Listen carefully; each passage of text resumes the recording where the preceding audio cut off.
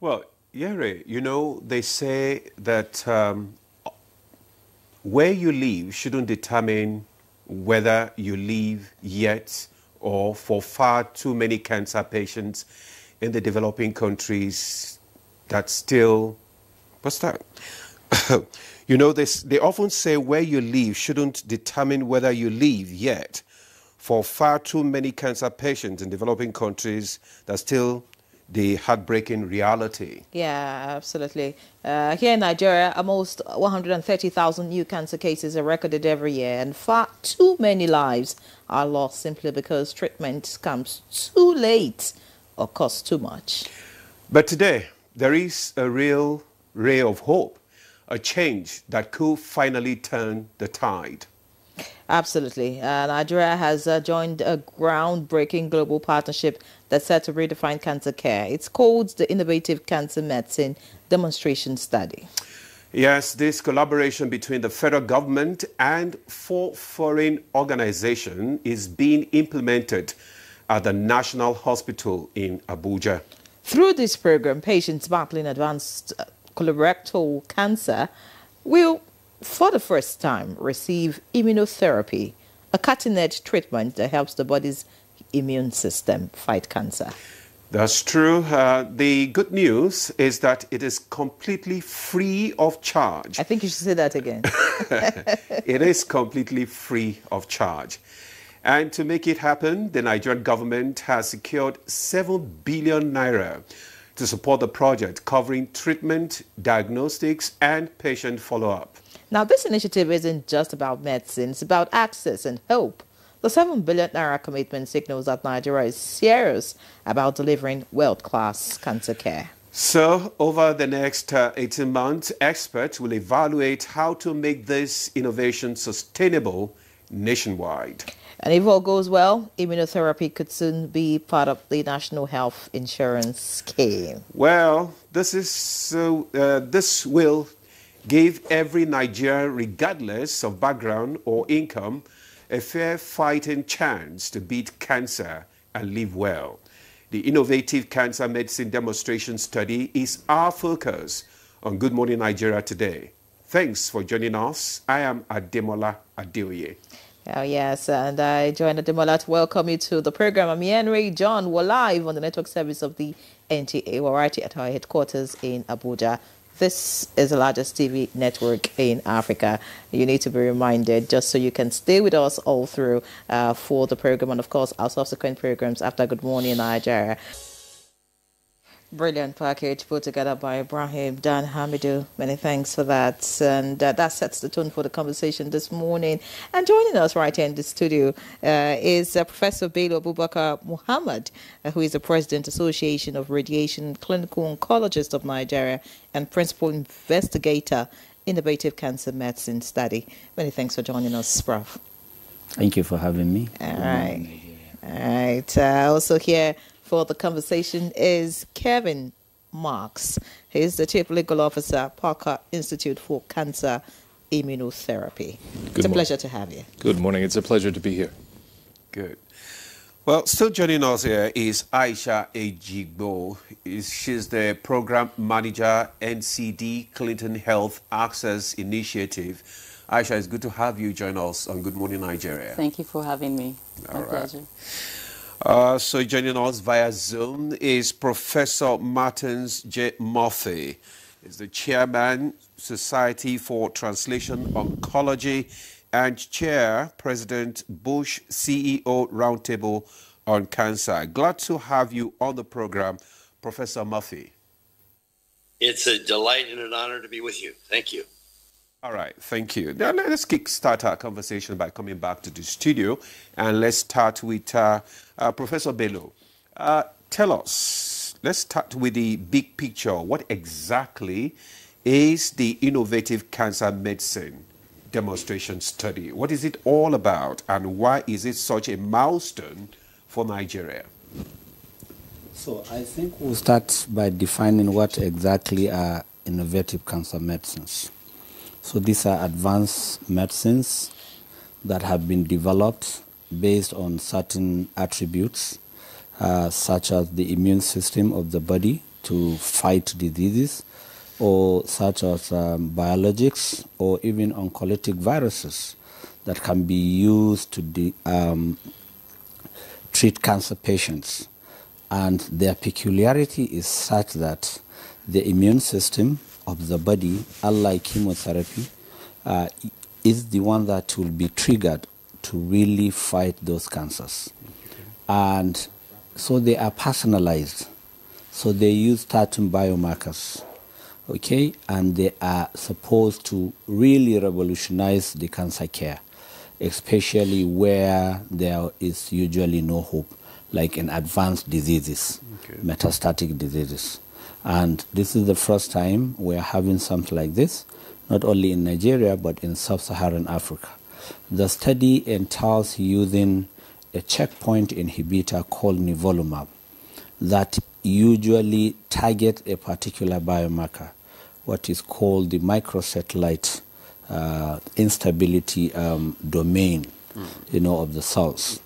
Now, what does that mean? It means that the patients are really, the disease rather than the patients are tested to know if they have this microsatellite instability.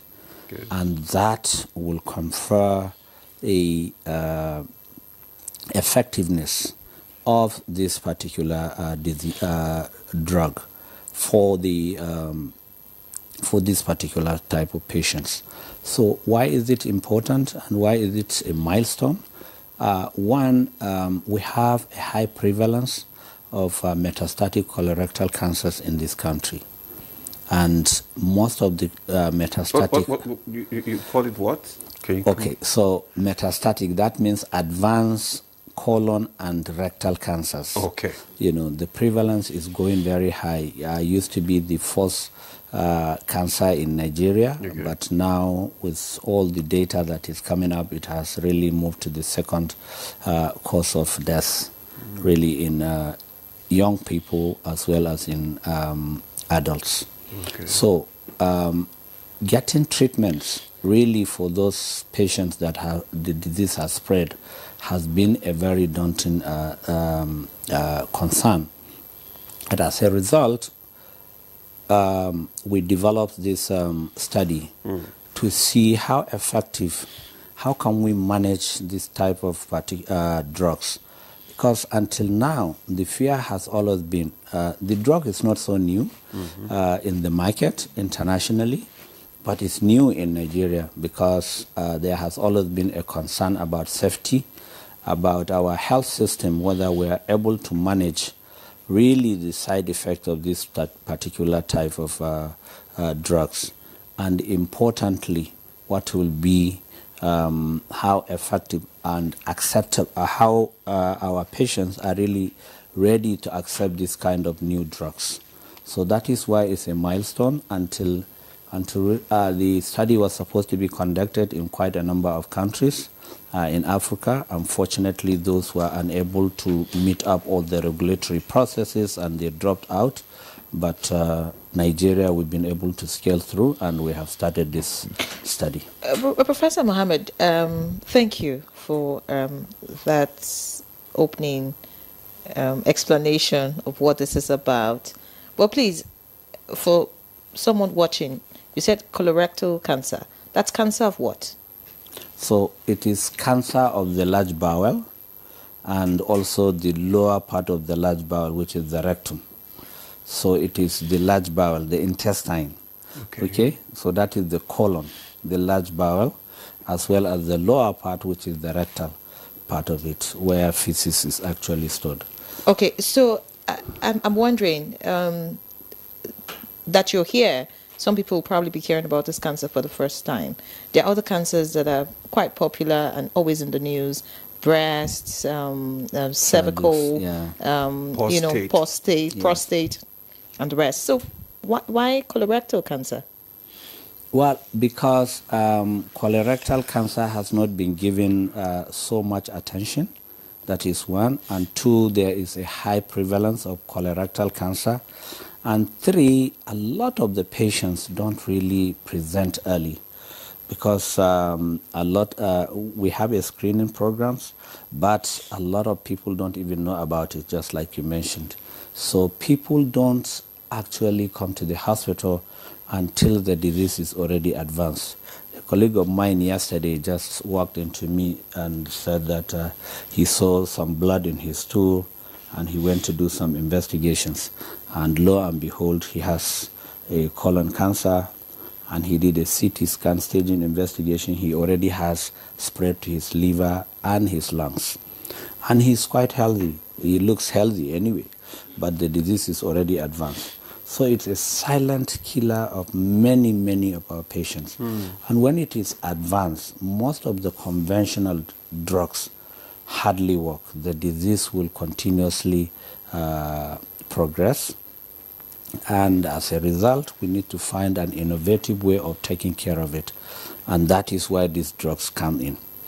This is not a new drug, like I said. It has been tested. It has been approved internationally by the FDA, by the EMA in Europe and so many other countries for many, many years. And the drug is used not only in metastatic colorectal cancer, but this study is focusing particularly on colorectal metastatic, that is advanced, those that have spread colorectal cancer. But the disease can be used for many, many other diseases, melanomas, kidney cancers, and so on and so forth. So does that mean that patients who are on this treatment would technically be receiving treatment for other kinds of diseases? Or rather, is this a prevention for other kinds of cancer? Not really. So Okay. it's purely for treatment. For treatment of advanced diseases, those that have progressed on other treatments, and they literally, it's a lifeline really for them, because they have no other many options to go, going forward. So this is what we will use going forward to save them, literally. Okay, thank you very much. Let's bring in Aisha here. Aisha, tell us about CHAI involvement in this. CHAI is known for its strong partnership in global health answers. So what role is CHAI playing in this particular initiative? Yeah, thank you for that. Like you said, CHAI is a global health organization. We work in over 35 countries across the world. And our work is really supporting the government of those countries where we work around strengthening health systems to deliver, to deliver treatment for, a lot of diseases. We work across a number of program areas, HIV, TB, malaria, NCDs like cancer that we're talking about now, assistive technology, to name but a few. So to the question around our role in this ICM study, it is really a multi-stakeholder partnership, right, with Professor Bello at the National Hospital. PICE here, and BMS and Roche, who are unfortunately not on the show today. And our role builds on the work we've done for the past 18 years in the country, particularly around the Cancer Access Program. Okay. So back in 2016, we started working with the National Cancer Program in Nigeria here. And the issue we tried to address or solve for then was, availability of quality cancer medicines. We have a number of patients living with cancer in Nigeria, right? But the issue around access to quality medicines was a big problem. So what we did, which is something that we're very known for at CHAI, is called market shaping. Okay. So back then, we, at the global level, got negotiations with manufacturers, got those partnerships to drive down the cost of over 30 anti-cancer medicines in Nigeria. We were able to drive down the cost to over about 50%, of the market price, and we were able to drive that down. So across the country right now, we have 24 centers that are on the Cancer Access Program. And from the Cancer Access Program, we have over 6,000 patients that are currently able to, access quality medicines at a much more reduced pricing. So the backdrop, I provided this background because this is the backdrop of the work that we are doing now, right? So it's in line with our, kind of like our mandate to support countries for health system strengthening and improve access to life-saving commodities. And on this ICM study, we're kind of like, if I'll say, facilitators, working with Prof. and Kevin around program implementation to ensure that the study is implemented effectively. So think supply chain, think quantification, think logistics, data analysis, and of course working with government to push for the policy backing that we need once the study is over based on the evidence we would have generated. All right, many thanks, Aisha. Let's get to Kevin now. You're from the Parker Institute for Cancer Immunotherapy. Correct. And you are the Chief Legal Officer. Speak to us about why it's important that Nigeria is a part of this pioneer. It's a pioneer study, right? So why is it important for you that Nigeria is a part of it? So it's an important part of PICE. It's easier to say PICE than the Parker Institute for Cancer Immunotherapy. It's an important part of PICE is accessibility and ensuring that treatments actually make its way to patients. So back in 2018, when this project was announced, it was important to us not just to focus on the developed countries, but look in a partnership together with CHAI, BMS, and there were other companies at the time, to see and experiment from a high-risk perspective how, as Aisha described, to work through the distribution chain, to work through a collaborative environment between nonprofits and for-profits to ensure that we could provide access to individuals, regardless of the country in which you live. So that was sort of our mission and why we came into the fold. How many countries are involved in this? Well, right now we're down to one. I think we started with Uganda, Kenya, and Nigeria. But Nigeria, last man standing. Yeah. Oh, great. All African countries. Correct. Yes. Is there a reason for that? Does it look like this colorectal cancer is more dominant in Africa? No, because I think when the original project was proposed and we were looking at multiple demonstration projects, it was multiple forms of cancer in different countries. Nigeria seemed to focus on colorectal cancer. Okay. All right. Thank you. Now let's move. Let's bring in our Zoom guest. That's talking about Professor Murphy. Professor Murphy, you have been. Let me see now. Professor Murphy, okay, you have led global conversation around cancer innovation. So let's get, how does Nigeria, in this instance, involvement in this study fit into your global movement? Well, first of all, it's a privilege and a delight to be amongst you and to be able to salute really leaders, global leaders that have made this possible and now actual. In fact, I think today, Friday, the first patients that have already been enrolled and received their first treatments will receive their second round of therapy today. And in a way, this really marks not just a new advance, which is true, it does, but it really heralds a new era, an era in which one might call them smart medicines. And certainly nivolumab is an example of a innovative medicine that marshals the immune system, that apparatus with which we have been endowed over eons of evolution to recognize tissues and organisms that are foreign and to be able to destroy them. In the patient with cancer, that mechanism has become weakened or failed. And here is a drug, a smart drug in a sense, and nivolumab is precisely that challenges and wakes up and directs in a way the immune system to re-recognize these malignant, these maverick cells that grow inexorably when they ought not grow. They do. And in this case, they're growing in the lower intestine. And the fact that this can be done and is being done under the inspired direction of Professor Bello Abubakar is the heralding in not only sub-Saharan Africa, but across the continent, that this not only can, with the help of CHAI and of the Parker Institute, and the benevolence of Bristol Myers Squibb providing the drug, and Roche Diagnostics providing these very important biochemical studies. This collaborative union, along with the National Hospital of Nigeria, is showing that this now is possible. This demonstration will not only provide new hope, justifiable hope for these fortunate patients that will be able to be registered, but the outcomes of it will be broadcast, published in peer-reviewed literature around the world.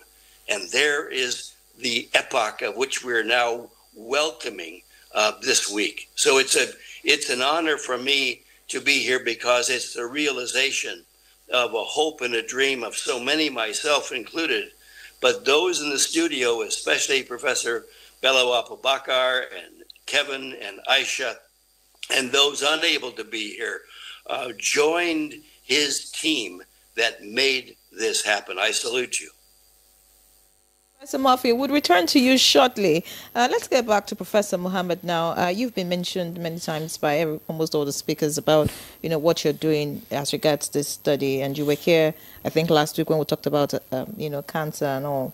But I'd like you to, when Professor Murphy spoke, he talked about the fortunate patients, right? So is there a selection process as to those who would benefit from this program? Because I understand that it's free. The treatment is free. Is it free? Tell us if it's free. Tell us how you selected the patients that would, take part in this program. And Professor Murphy tried to talk about what the immunotherapy is about. So break that down for us so that, the layman watching can understand what's happening. The drug goes in and that's the end of all your issues, or what? Just make us understand. So you've asked many questions at the same time, actually. So, I apologize. No, that's fine. So let me start from the beginning. Yes, the drug is free, but there are processes of getting the patients, because there's what is called patient selection and patient recruitment. Okay. If a patient has metastatic colorectal cancer, that's the one that has spread and the one that has progressed. So it's a cancer of the lower intestine, the large bowel, that has actually progressed on other treatments, chemotherapy and what have you. So if a patient has that, he brings the tissue, that cancer tissue that's, confirmed that he had that cancer in the first place, and then we will now take it out to our laboratory, and then we will run a specialized test called microsatellite instability. Now that test is we are only able to do it now in the National Hospital, thanks to Roche Diagnostics that are also partners in this study. Okay. They provided the machine, they provided the reagents for us to be able to run that test. And it is run free of charge.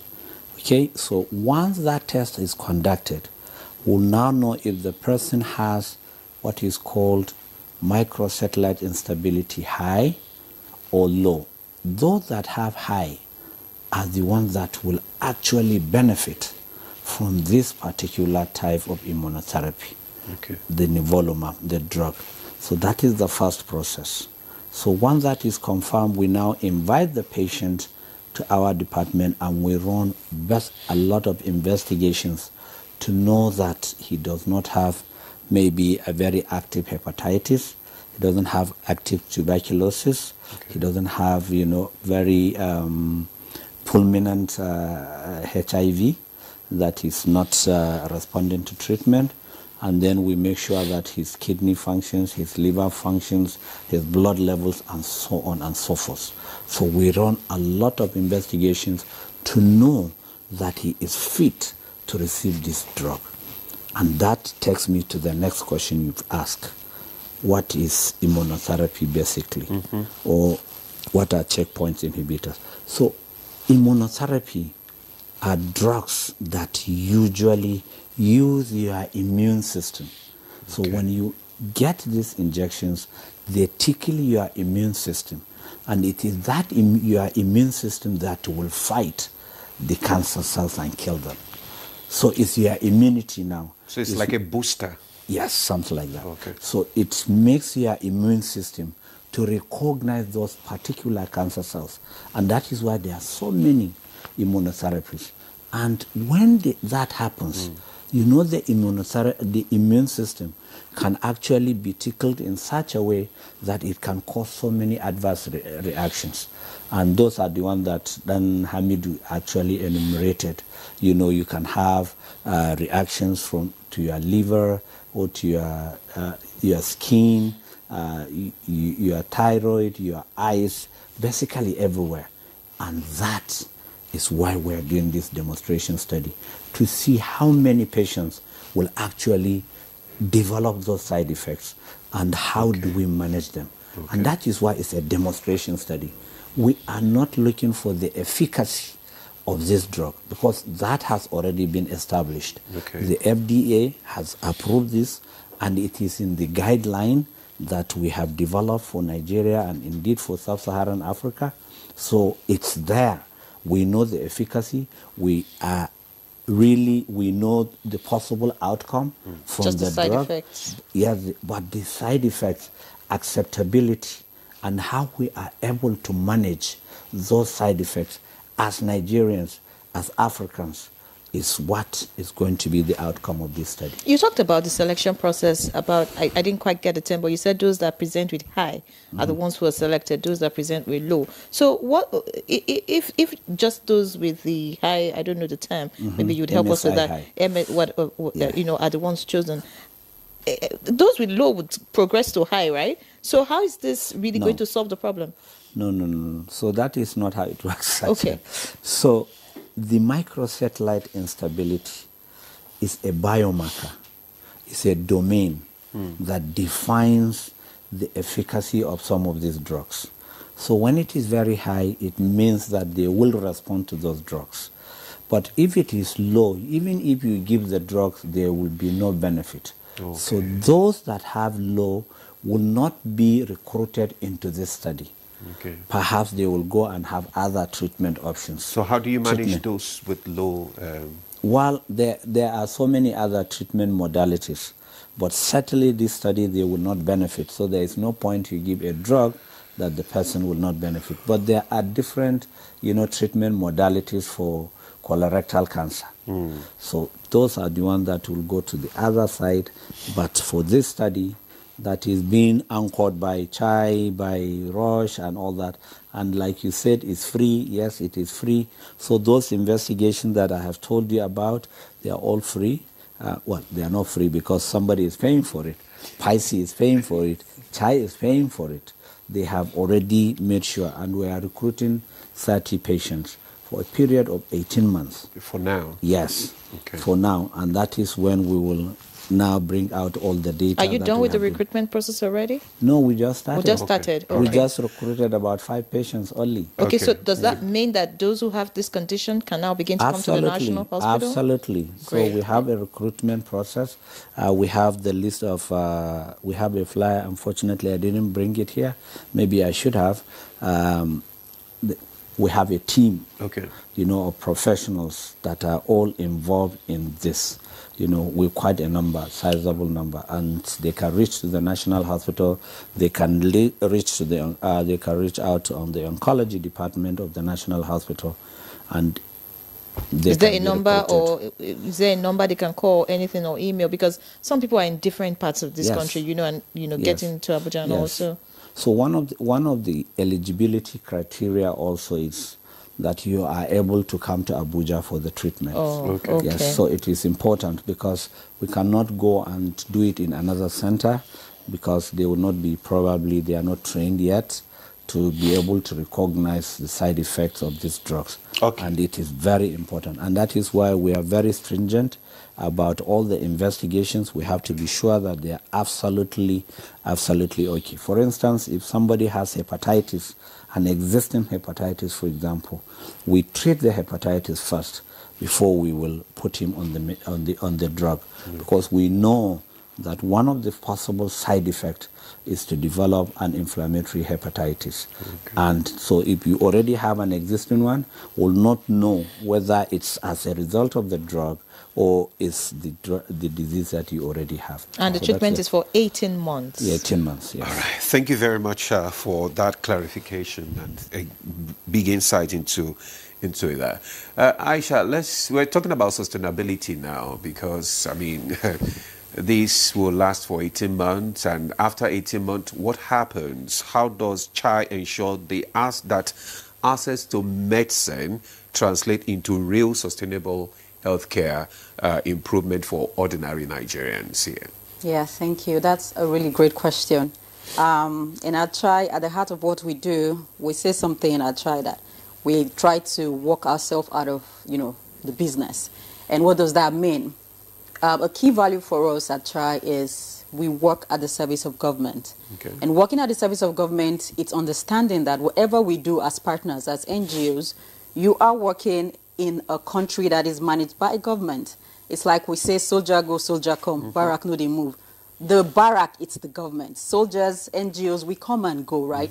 So when we think about sustainability at CHAI, it's really working with the government to ensure that system strengthening I talked about earlier, we're working with the government to ensure system strengthening for health. Okay. That way, when we bring things like this in country, it becomes more sustainable. So what would sustainability look for? What would it look like for us from this demonstration study? The output or the results from the demonstration study, and we are able to show that in a resource-limited setting like Nigeria, we can safely administer an advanced medicine like nivolumab. Sustainability starts with negotiations globally. Nivolumab is very, very expensive. The treatment cost for a year, it's over $100,000, right, Prof? For one patient. So it is very, very expensive. And at the heart of what we do at CHAI... How much is CHAI investing in this? We are coming with technical expertise. We're a technical partner, right? So it is not the funding. Yes, it is. We're technical partners. Funding for the program is coming from PICE, and then the drugs are coming from BMS, right? So sustainability, back to the question, sustainability will look like global negotiations to drive down the cost of nivolumab, right?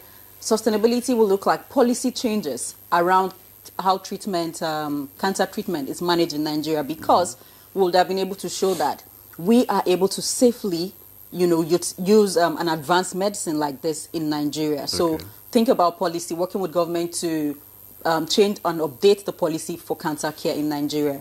Sustainability would also look like, I've talked about market shaping and bringing down the cost, talked about policy, and even, Nigeria being a hub, right, for this kind of, for this kind of treatment. Because before now, there's no country, at least in sub-Saharan Africa, that has the capacity to do this. So, there's a lot of opportunities that we see from this study, that if we're able to demonstrate that, yes, as a country, we have the capacity, think personnel like Prof, and then we have the capacity, we have the institutions, we have the enabling environment that can safely, use advanced medicines that usually will be available in the global north, but we don't have them here. So we are able to show that.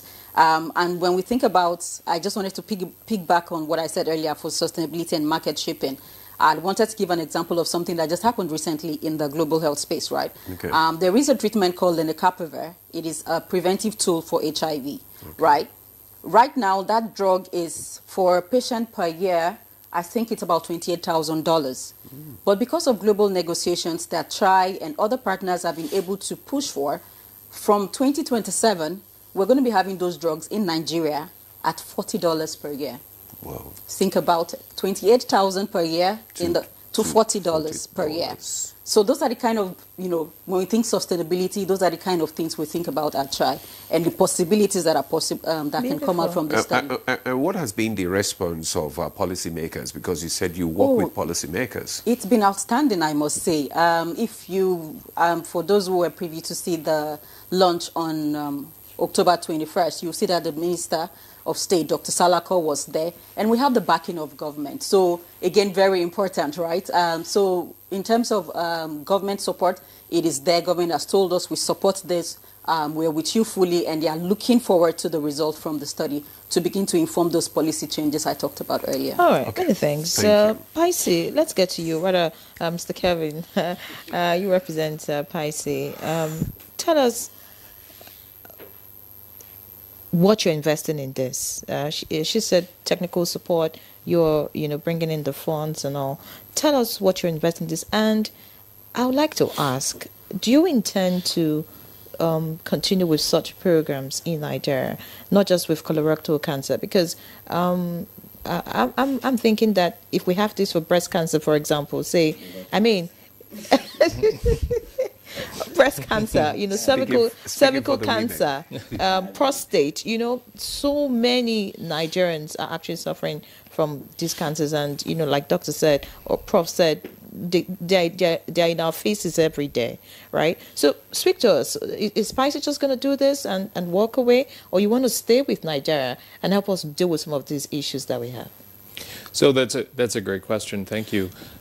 So initially, Paisi had a very large commitment, around $1 million commitment to sponsor this project, together with BMS, who also came in not only with the donation of drug product, but also a donation of dollars into it.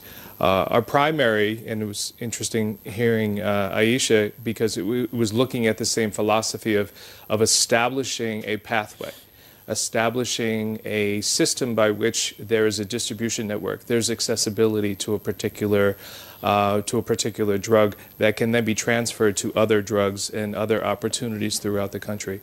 It is the opportunity to really engage for-profit organizations to show that these are viable markets for their product, because they know they have very trained individuals within these institutions. So they're not shipping product into a country that goes to waste, right? There's viable chances that it does get to patients. So that's what Paisi is about.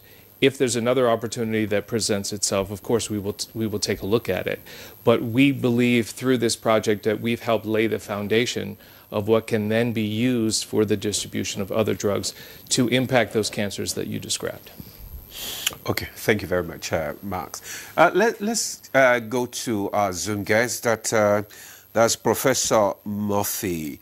Professor Murphy, from your perspective, you have over 5 decades of healthcare and cancer research experience. That's huge. From your perspective, what does this partnership say about Africa's readiness to adopt world-class cancer therapies? You've just said it. And it said it in a way in the title that it's a demonstration project. It is going to demonstrate not only the opportunity, but the reality that in the hands of leaders like Professor Bello Abubakar and the team that he has assembled at the National Hospital and now throughout Abuja, that the very best of treatments anywhere in the world are actually available, will become available. In this instance, it's demonstrating, I believe will demonstrate soundly, that this immunological drug will actually be found to be effective and in the hands, again, of these experts, safe. Or that is to say, when there is a reaction, that there is the knowledge and the availability of therapy to bring about a solution to that reaction. So it's wonderful that Good Morning Nigeria is actually heralding this advance, this new era. And I salute you for bringing Professor Abubakar amongst you, and also for Aisha and Kevin and all the others, BMS and Roche, for enabling this great day to happen. Yeah, I think it's going to be looked upon in not decades to come, but just in years to come as the door opening to a new opportunity and a new era. All right, many thanks, Professor Murphy. Let's get to Professor Abubakar here. Very interesting conversation. I'm excited that this is happening in Nigeria. Yeah, it's brilliant. It actually shows that a lot can be done here. But I want you to speak to us about how equipped the National Hospital is, because earlier you talked about the fact that you cannot have this elsewhere, because of the things that you need, to carry out this this demonstration study. Speak about that. And then when you talked about immunotherapy, you talked about a drug that boosts your immune system. And I'm thinking that if the immune system of any individual is high, of course you can deal with any other kind of disease, right? Whether cancer, whether diabetes, or whatever it is. So are there studies, ongoing at the moment that you're privy of that can get to this stage, like colorectal cancer, just so that we can now begin to deal with other issues using immunotherapy and not chemotherapy as we do at the moment? I don't know if... Yeah, great questions. Again, you've asked many questions at the same time. So the first one, I think, is how equipped is the National Hospital. You see, I mentioned that this study is going to test our health systems, and it has been doing it. It took us almost 5 years to get to where we are from the time that we conceptualized this study in the first place. And most of the things that happened are bordering around our health system, not only at the National Hospital, but involving regulatory agents and so on and so forth. So it is testing all that, and we want to see how we can get it better. Okay, so it's the same thing at the National Hospital. Until now, we didn't have the ability to do molecular testing, which is the MSI. Now we have that ability. And going forward, if we're able to get maybe better machines and so on, we will be able to do even other molecular testings. So that is developing capacity as well. And for the first time, we're doing this nivolumab study. We have actually had the theory. Now we are looking at the practical aspect of it, and that is why we have a whole team. Every day we sit down and look at the patient critically and ask questions about his disease, about his well-being, his quality of life, and so on and so forth. And that is why that team involves not only doctors, but we have nurses, we have pharmacists, we have data analysts, we have patient navigators that call the patient regularly to ask questions about their well-being, whether they have seen anything that is unusual and so on. Because immunotherapy, like I said, tickles your immune system. And when that happens, other organs can get involved. And if you are not able to recognize those symptoms, you will not be able to treat those side effects. Okay. Most of the concerns around immunotherapies, because it's not only one drug, right? There are so many other drugs for so many other things. You made mention of breast cancer. There are specific type of breast cancers, like the triple negative, that you can actually use fantastic immunotherapy and get them cured, literally, okay? But if you are not able to recognize the side effects, then you are not going to manage patients with immunotherapy. And that is one of the key things. If you don't have the capacity, if you don't have the know-how, you don't have the expertise and the resources to be able to manage side effects, you don't even dabble into immunotherapies. And that is why it has been so difficult for Africans to accept immunotherapy. But we are fascinated that what is obtained out there is also possible to be done right here. And this is what the demonstration trial is trying to define at this moment. Okay.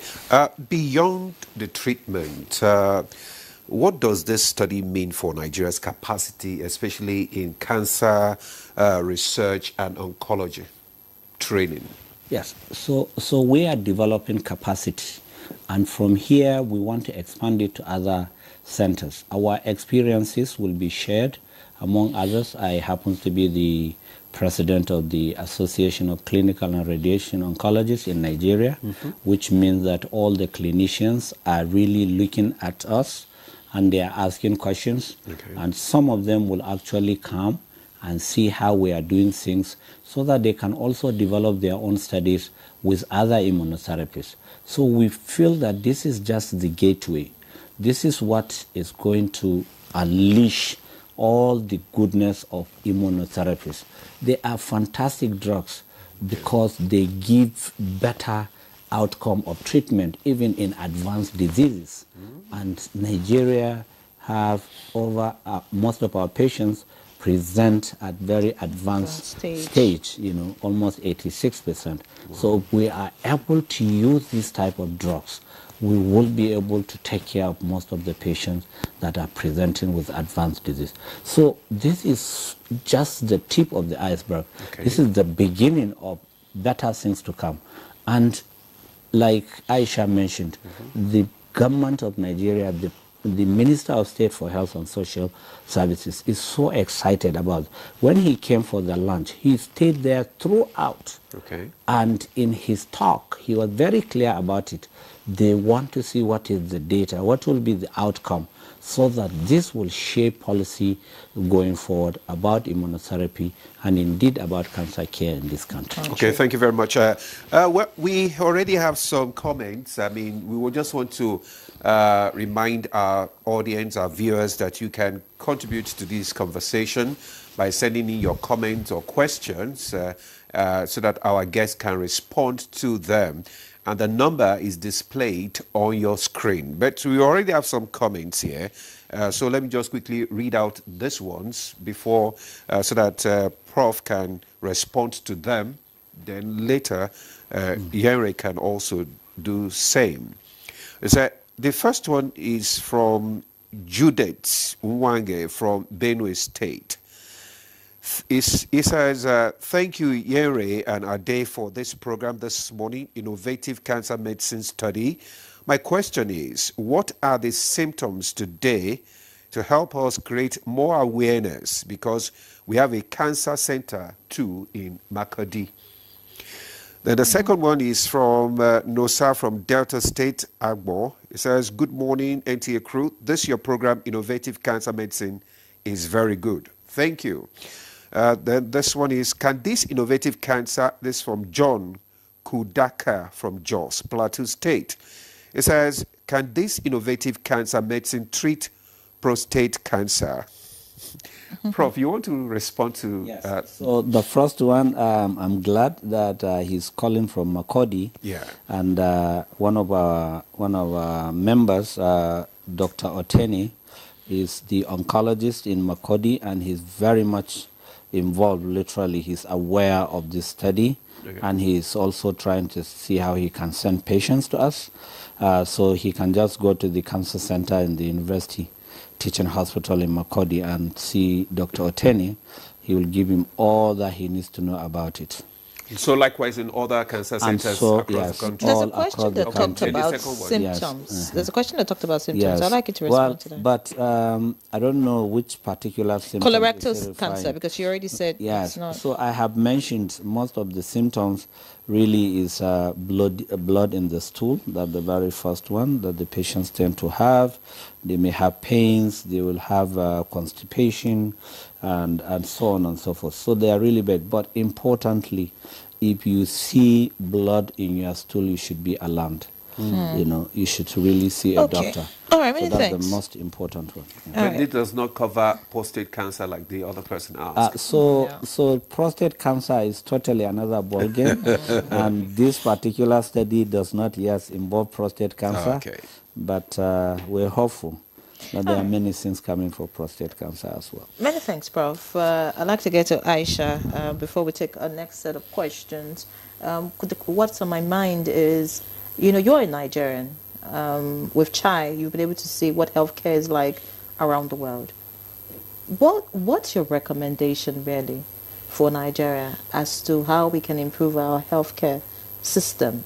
What are the things do you think we need to put in place just so we can also be at par? Because many thanks to PICE, you know, your organization, otherwise we'll not be having this, right? So what can we do by ourselves just so we can deal with some of the many health challenges that we have?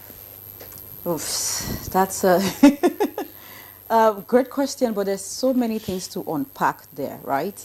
Because when you think about the challenges we have in our health systems, it's quite a number of them, to be honest, right? What can we do? I think, first of all, and this is something that I believe that as a country we do quite well, the policies, having the necessary policies to innovate. We see things happening where, there's evidence. Most times we actually do follow the evidence in Nigeria. So policy, I think we're good there, right? Funding, it's a major issue. I mean, like I said earlier, the government is very supportive and of the study, but generally for healthcare, funding for healthcare in Nigeria, it's not where it should be. So if we are able to, as a country, think of innovative ways to increase our funding for health. Think about health insurance, for instance. And now we're not even talking about cancer. Let's just talk about health generally, right? Okay.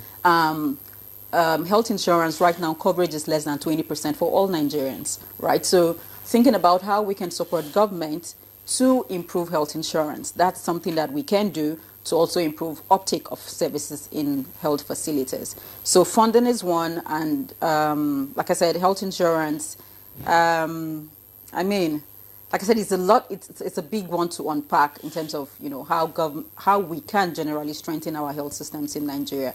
But I think that the political will is there, and with support from donors and partners, we are on that journey already. It's going to take a while, to be honest, right? Because over 200 million people, we say this thing in the development space that when you think about other countries and Nigeria, it's like literally 36 countries in one, because it's a really huge country and the population. So funding is a major one for us, and if you are able to think of innovative ways to increase funding for health, it will go a long way. And then, of course, we have the challenge of human resource in health, right? There's the Jackpot syndrome. Our doctors and nurses, they are living, for greener pastures. So also thinking of ways to incentivize them to actually, remain in the country, so we can have, these people that are trained to provide service to Nigerians. That's really very important. We need to retain yes, our expertise. All right, let's bring in Mark before we take our first break.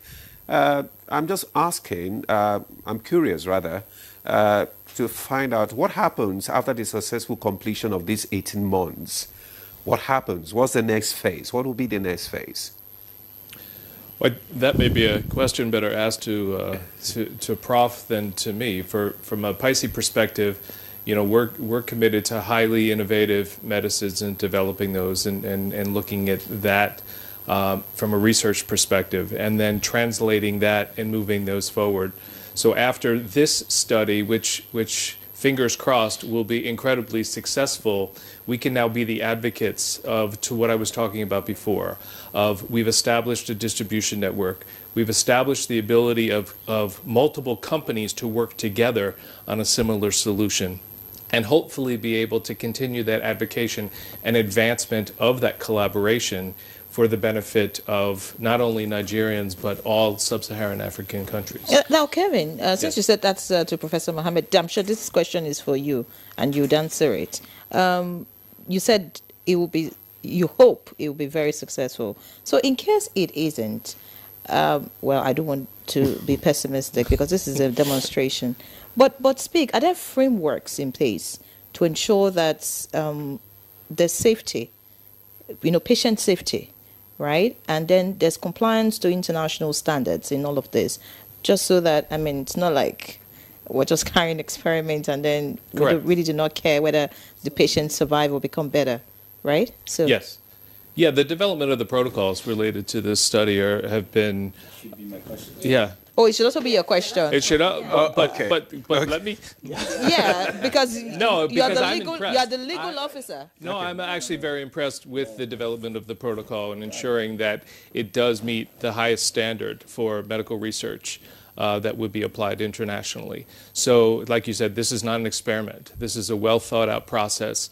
It's a well-thought-out protocol for the protection of patients. And Prof and I have talked about the adverse event aspect of it and how to ensure that there's adequate support financially and with other medicines if necessary to ensure that the patient's safety is first and foremost in this demonstration study. Okay, thank you very much. We'll take a break now. So when we return, the conversation will continue. Stay with us. The counsel of our fathers. My advice to these young people is please do not take us back to those harrowing days. You probably do not know what it is. Nigerian youths, let's build our nation together.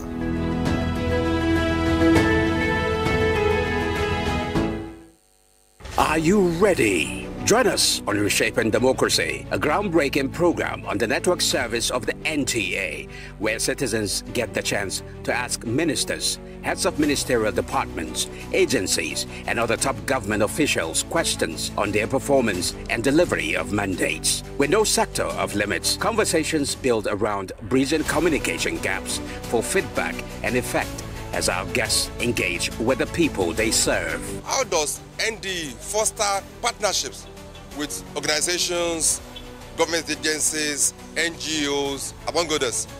As our leaders give account to citizens' inquiries on good governance, tune in to Reshaping Democracy, a creative concept coming up every Tuesday evening at 10:05 p.m. This is Reshaping Democracy.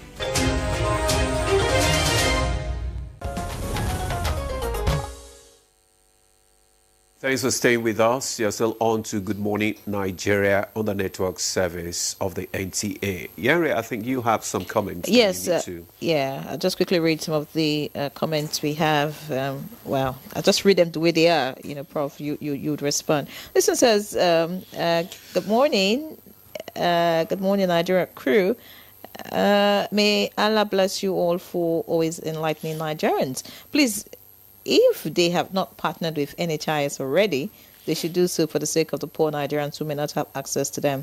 And secondly, how can they extend this treatment to those in rural areas? I'm sure that you respond to that. That's coming from Haji Aladi. Another one says, how can innovative cancer medicine and traditional methods be breached? Ambassador Caleb Lameri from Gindiri in Plateau sent that one. This one says, is the 18-month treatment continuous on a daily basis or based on a structural timetable? Another one says, can one with breast cancer from Enugu access this treatment? That's Maru. My question is to Aisha Ejibo. How can a person with cancer get assisted to manage the cancer illness? All right. Another one says, are you recruiting patients currently for the study? What should be the responsibility of a patient who wants to be part of this? And lastly, how much will the patient pay? Who is the contact person and details for anyone to be part of this? Dr. Clement Adegbesing, looks like you didn't start early, but of course, I'm sure Professor would, reiterate some of the things we already mentioned. So Aisha, maybe you respond to some, then Prof would attend to the other questions. I'll take easy ones. So starting with the last question, it is entirely free, right? The treatment, the testing, the diagnostics, everything is entirely free. And even in some cases, if there are issues, because like Prof said, we have patient navigators who are going to be calling these patients to check up on them to make sure they are fine.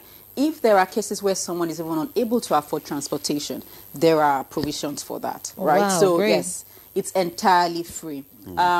Is patient recruitment ongoing? Yes, it is ongoing. And Prof had said this earlier. Reach out to the National Hospital Oncology Department. Maybe we can get a number to put out there. We have a flyer. You can come to the National Hospital, the Oncology Department, and they will take it from there. I also take the question of the lady, I'm not sure it was a lady, around cancer access generally, yes. right? I'm not a physician, but I was, in my interaction with them, so I'm not going to come from a clinical perspective. So what I will say is, first of all, see a doctor, right? Cancer care, it's not a one-size-fits-all. You would have a team of, experts, right? You have a team of experts looking at what the best treatment is for you. From a programmatic or access point of view, I will say there are 24 cancer centers in Nigeria right now, that are on the cancer access program I talked about earlier. I'm not sure where the person is called or sent a message from, but there are those cancer centers where you can go to receive care at a much more subsidized rate. So, yeah, so that's the feedback I'll have for that person. First of all, access care. Go to the experts so they can determine what your treatment course would look like. And then you can benefit from the cancer access program where we have negotiated rates for over 30 cancer medicines. Yeah, I'm sure that's from the Cancer Fund. I think something like that exists. But Prof, it's part of it. Respond. Well, she has literally answered most of the questions. So is it the 18 months? Is it a day-to-day? I think it's a question I talked about. Yeah, there are maybe one or two things there. No, if you are in the rural area, for instance, yes, if you are able to come to Abuja and to the National Hospital, yes, you can be part of this study. So that is, I mean, it's for every Nigerian. So anybody that is able to access, because we can't go to the rural areas and do the treatment. But if the rural, if the people are able to come to Abuja, then we'll be able to treat them. And if you're taken, you have to be here for 18 months, right? No. Okay, no. So it's a structured treatment. Okay. It's actually a 30-minute treatment. Oh, you great. know, that is done every 2 weeks. Okay. Okay. So for 18 months, so every person will have about 36 cycles. So every 2 weeks you come, you take the treatment, and you go home. Okay. If you have any side effect, then you come back or you call. If it's something that we can tell you what to do while you are still at home, you do that. But if it needs for you to come, you know, you come to the hospital. If there's need for admission, we'll admit you at no cost to you. We'll treat all the possible side effects or whatever is wrong with you at no cost to you, and so on and so forth. So it's free. Okay. And the last question, that's one interesting one, is the issue of immunotherapies and traditional medicines. Well, traditional medicines are, you know, if you go to China, for example, and you walk into a pharmacy, you will see that 90% are really traditional medicine, while 10% are orthodox, you know. And so they've been developing, they've been developing their traditional medicines. Okay. You know, they've been doing a lot of research. So we want to see research around traditional medicine so that we'll be able to bridge that gap. But for now, this study is purely for this particular immunotherapy. How many doctors are in this program? Are you the only one attending to all the 30 patients you've picked? No, certainly. And then are all the doctors Nigerians, or you have? Yes. So all the doctors are working at the National Hospital. I have co-PIs. I have about 5 doctors that are already on the study. And other people are also involved. If you have a patient, you know, we have consultants at the National Hospital. When they have patients, they also send them to us. So it's a whole team, like I said. Of Nigerian doctors? All of them are Nigerians, not only doctors, but also pharmacists, also nurses, you know, patient navigators, data analysts. They are all Nigerians. Fantastic. And we are working at the National Hospital. Thank you so much, Professor Mohammed. Let's go to our Zoom guest, Professor Murphy. Many Nigerians, for the first time, are hearing the word immunotherapy, including me. I don't know whether Yeri has heard that word before for the first time. And what would you say to demystify that, you know, that word, and how do you begin to breed confidence in this form of treatment? How do you develop confidence in this type of treatment? Wonderful question. Let's take it back one step to what preceded immunotherapy, and that is chemotherapy, chemicals that are used therapeutically. What kind of chemicals? Well, these chemicals really were developed because they killed cells that were rapidly dividing, which defines all cancers that rapidly divide. As I said before, they're miscreant cells that refuse to obey the laws, the molecular laws of the society of normal and healthy cells. Cancer cells divide continually. So these chemicals were developed to kill selectively cells that were undergoing rapid division continually. But remember, there are many other normal, healthy cells of our bodies that are also required to divide. And they were unavoidably also impacted. So the complications from chemotherapy are manifold and very dangerous, or could be. When we took that up from just general chemicals now to immunotherapy, we're talking about immunology. The immunology is what we have been born with, our recognition of self, the cells that circulate, especially the white blood cells in the blood, recognize who I am, what I am, and will importantly recognize non-self, foreign entities, including bacteria, all these, a world filled with microbes in which we have to exist. How is that possible? Our immune system is the surveillance system that recognizes and then has the capacity to go out and destroy those immunologically competent cells, will destroy those invaders. There's an invasion from within that could be defined as cancer. And that is, for many reasons that we're still uncovering, is a rupture or a break in our natural immunity, our natural immune fighting apparatus. Immunotherapy is the therapy that awakens and directs or empowers your own immune system to do that which it is already endowed originally, if you will, evolutionarily, to be able to do, to selectively go and kill only those cells, as Professor Bello Abubakar just described, that have a certain molecular shape with clefts and cavities that are recognized by the immune cells, which therefore can selectively go and attack them. That's the importance, is that immune therapy, which we call now our contemporary therapy, which in sub-Saharan Africa is dawning this good morning in Nigeria, is taking it up a whole quantum in our understanding of life itself, but cancer life in particular. I hope that helps. So Murphy, I'd like to stay with you. I went through your biography quickly, and I realized that you've been married for over 60 years. So it means you've been around for a very long time, even if you don't look it. When it comes to cancer care, you have been in it. You've been in it for more than 25 years, more than 50 years. 50. Wow. So I want to ask, why are cancer cases becoming a serious concern now?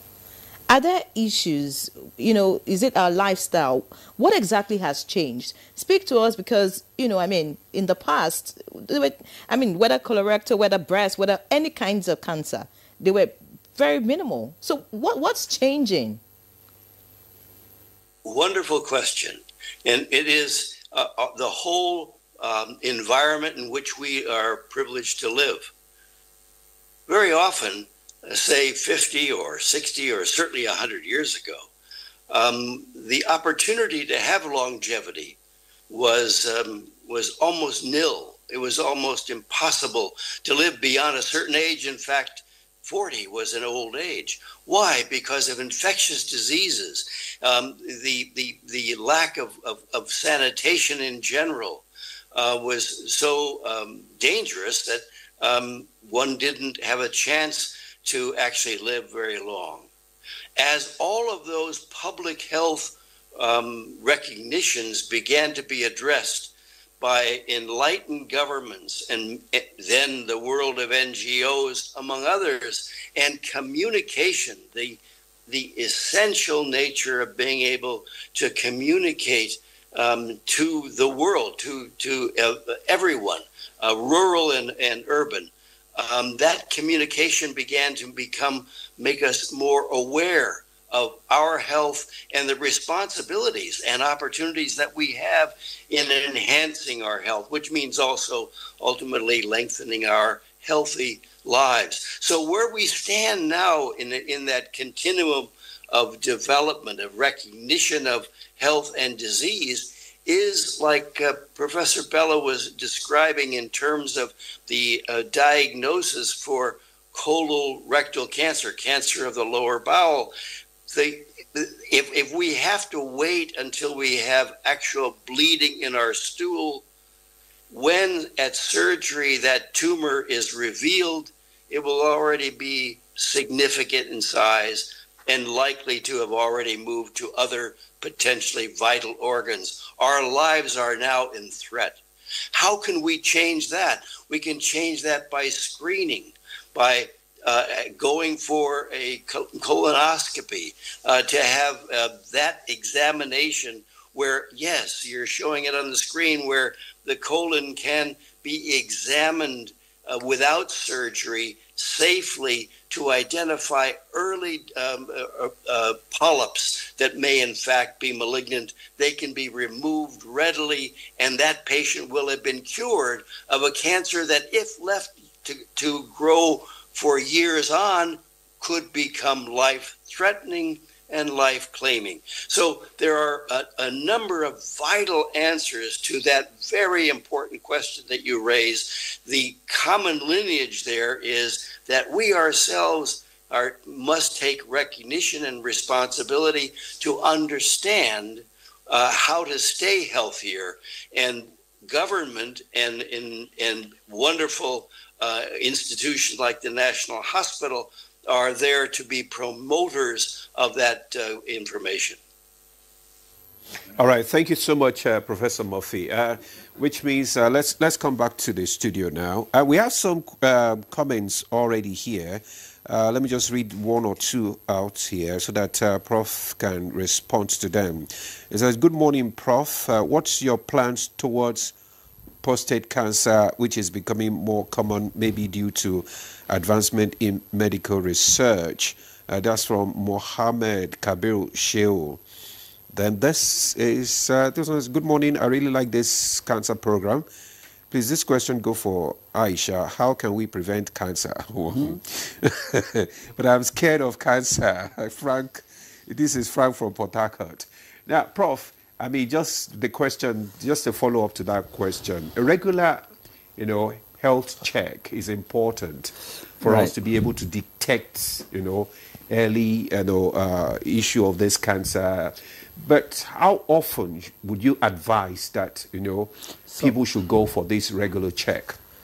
So, Nigeria has developed the National Cancer Control Plan, which is the document that is required as far as cancer care and cancer prevention and cancer services are concerned for every nation. Part of the document is about screening, that is prevention, of cancers. People talk about prostate cancer, what are you doing about it, what you are not doing about it. The most important thing that people need to understand is that you can detect prostate cancer by just a simple blood test, which is the prostate-specific antigen, or PSA, as the case may be. Every person is, at this point, enjoyed to go and do a blood test, a PSA, from the age of 40. That may save his life, because if it is detected early, it can be cured. And knowing the fact that 1 out of 4 black people anywhere in the world will develop prostate cancer in their life journey. So if you are able to do PSA, blood test, simple blood test, from the age of 40, you will be able to pick prostate cancer very early and cure it effectively. But the problem we have is that document, the NCCP, the National Cancer Control Plan, has been costed, but it does not have the financial backing to be executed. So there is no compulsory PSA screening or screening for prostate cancer. There is no compulsory screening for breast cancer or for cervical cancer. As a country, I think that should be institutionalized and make it compulsory, because by the time you have developed the disease, then it's too little too late. say, for instance, not many people are still interested in doing the HPV testing, okay? And we are not talking of even the screening. Even the prevention, the HPV vaccine, not many people are really interested in it. Even though Nigeria has done fantastically well, Nigeria has been able to, in the last 2 years, to immunize almost 50 million children, which is really, really a wonderful thing. But sustainability is very crucial. When you say make it compulsory, how would you advise government to make it compulsory?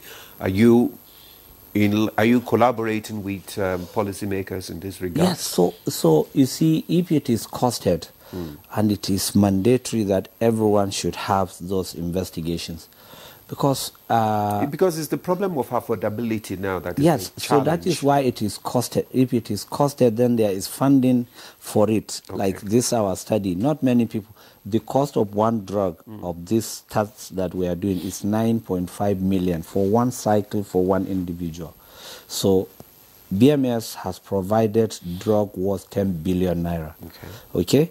So everything is free and people want to key into it. But if government is unable to cost and get support, then that mandatory thing becomes almost impossible. The vaccination that we are doing, it's basically free, right? And that is why government can make it, compulsory for every child in this country. You are preventing, because you see, cervical cancer, for example, can be prevented. So you don't even develop the disease. Unlike colorectal cancer, you can screen. Unlike breast cancer, you can screen and detect it early. But cervical cancer can be prevented, so you don't even develop it at all in the first place. The problem, especially amongst those in the rural area, is accessibility. It may be affordable, but what about the accessibility? I know that government is also working very hard to strengthen the primary health care. Okay. And the primary health care should be the first focal point of screening as well as preventing cancers in the country. If we have been, I think the Honorable Coordinating Minister has been very passionate about that, to make sure that they have strengthened I think they have literally republished all the primary health cares in this country. And that is where people should be going to. So there must be awareness and education, because it is one thing to have them, it is another thing for the people to really key in and be able to access those type of services. Many thanks, Prof. We need to wrap up this conversation. I'd like to get to Kevin quickly. I can see that PICE is doing quite a lot as far as cancer is concerned, research and training and all. You also have invested in 17 biotech startup companies that are working on next generation cancer immunotherapies. Now, away from this treatment that you're doing for Nigeria, are we going to likely see in the future some of these companies, right here in Nigeria? Because, I mean, we're tired of hand-downs, right? We want to be in the big picture. Will PICE think... PICE. Yeah, will PICE think about that, really? I'm asking. Is that a way forward in your collaboration with Nigeria? Yeah, I think we're really geographically agnostic, which is, so if there's an opportunity here to stand up a company, we would definitely explore investing in those companies.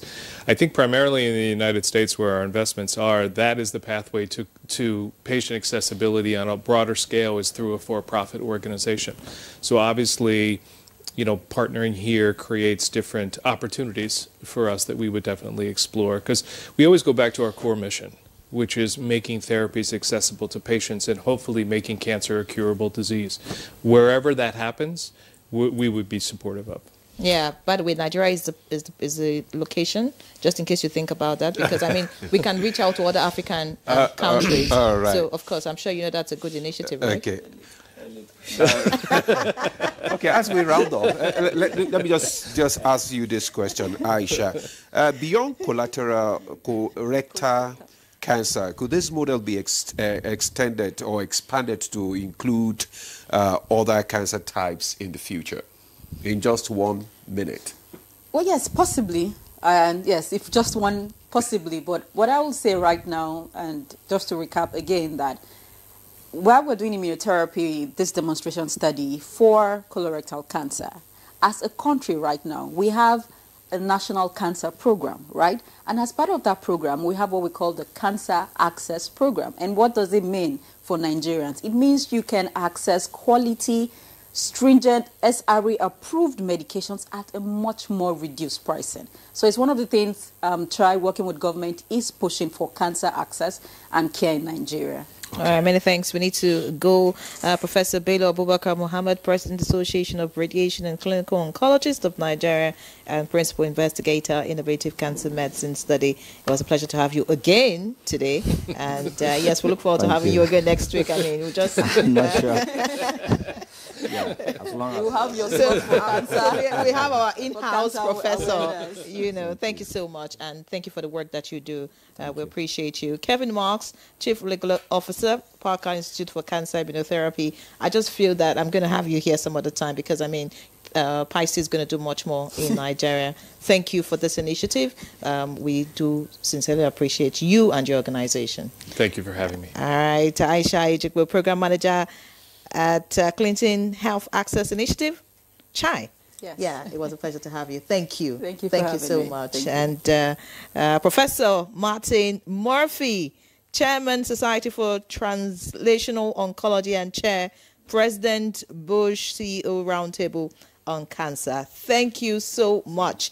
Off camera, I want to know the reason for your good looks despite your age. I'm sure you will share that secret with us. Thank you for being our guest. We appreciate you and the partnership. BMS that is not here, they are the one that provided the drugs, the nivolumab drug. Unfortunately, they couldn't join. Okay. We appreciate them. Provided drug worth 10 billion naira, which is really fantastic. Fantastic. That's huge. Thank you so much to all the partners that have made this a huge success. And of course, to the Nigerians too, who are a part of this initiative. Thank you. So if you want to be a part, you know what to do. Get to the National Hospital. I'm Yan Ray John. This is the NTA. Live it locked. I'm Ademola. Do have a lovely weekend.